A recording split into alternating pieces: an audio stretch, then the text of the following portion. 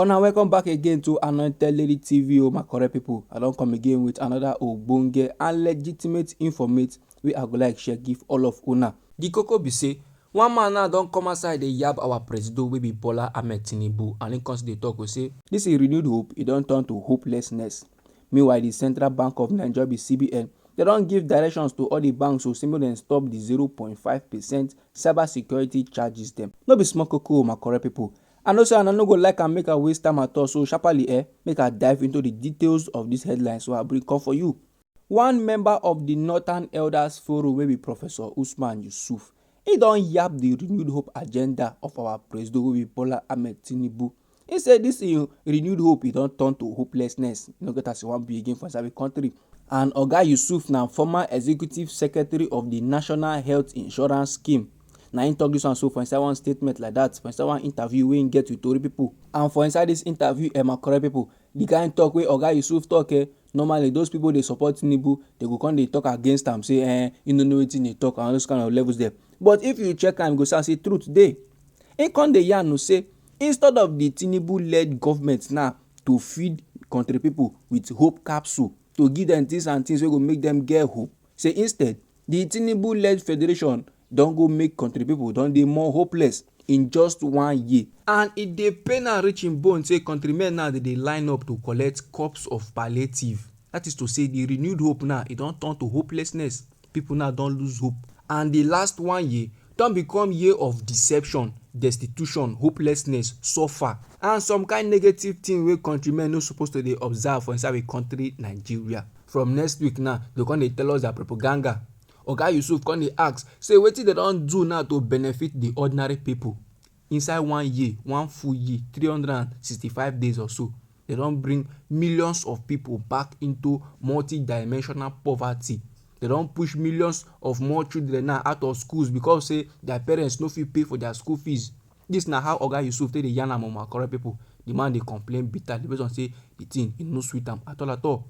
Yusuf now come dey describe the economic management team of our president as tax collectors rather than economists.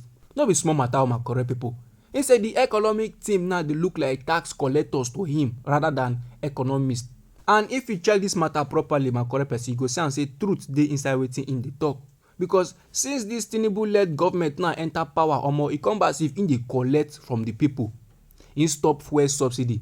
The funds now wey dey plaster on top fuel subsidy before, where the funds dey? Which betterment now they don use that funds they do? No be like say you dey stop one thing to give country people another kind of development, you understand? Then stop fuel subsidy now wey dey help countrymen dem. And wey the thing now we don't do with that funds we go still return back to countrymen? Nothing. They still remove am for electricity subsidy, come still put countrymen for another kind of gbese. And the unification of the foreign exchange windows, that na another thing we need to talk about, because the rate of dollar to naira e no make sense at all. Naira e don go down for where dollar dey. Naira be like small pikin now compared to dollar. Now they come dey impose more tax on top countrymen dem. Okay, all these tax now, all the funds dem, where e dey go? Na the question wey countrymen dem dey ask, and answer they never still receive. Just take the minimum wage for example. After they don remove fuel subsidy, after they don impose some kind tax finish, after they observe, they know very well say the economy of the country Nigeria e get as e be based on the inflation and every other things dem, they still get mind go dey put minimum wage for 48,000. Now the NLC and the TUC they complain tired. They say lie they don't go accept am, say the money is too poor. That 48k now e no reach person take chop for one full month. Talk less of to come dey pay school fees, talk less of to come dey pay the light bill now wey be say now another thing wey dey give countryman headache for inside we country Nigeria.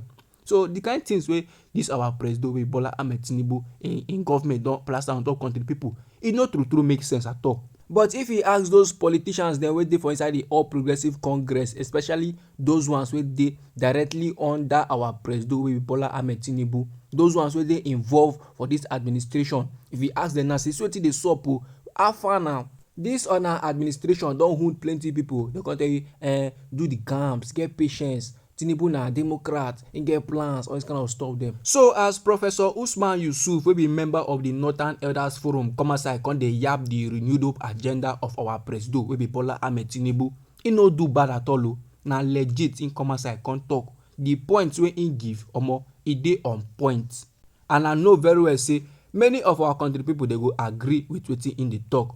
So moving on to the next informate wey I bring come for you about the CBN, wey be Central Bank of Nigeria. As I'm talking to you right now, the CBN don direct banks dem and other financial institutions to make dem comot body from the implementation of that 0.5% cybersecurity charges dem on top electronic transactions.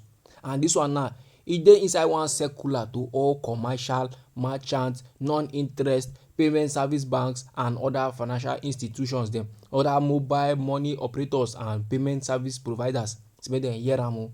So this circular na jointly signed by the Chibuzo Efobi, wey be Director of Payment System Management, and Haruna Mustafa, wey be Director of the Financial Policy and Regulations Department of CBN. And you see this particular decision of the ogbonge bank, the Apex Bank, wey be CBN, they dey follow a directive from the House of Representatives and the federal government wey talk say make the CBN now make dem pause the implementation of the 0.5% cybersecurity levy on transactions wey dem been put before. Yes, so for those now wey no dey aware, na for inside last week na the Central Bank of Nigeria with CBN dey come drop one message like that. Dem drop one circular, and for inside the circular dem come dey yarn based on the enactment of the Cybercrime Prohibition, Prevention, etc.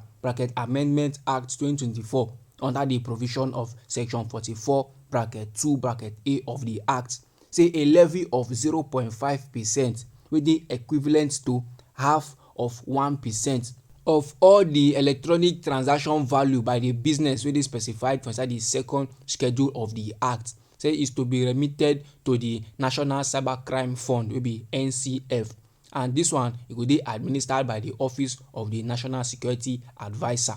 And make I yarn you legit to my correct people, you know say normally based on how e take dey for inside constitution, no be everybody suppose to dey pay this levy o. This levy now no be say na individuals, no be say na country people dem, no be say if you wan transfer money you go come dey pay the levy.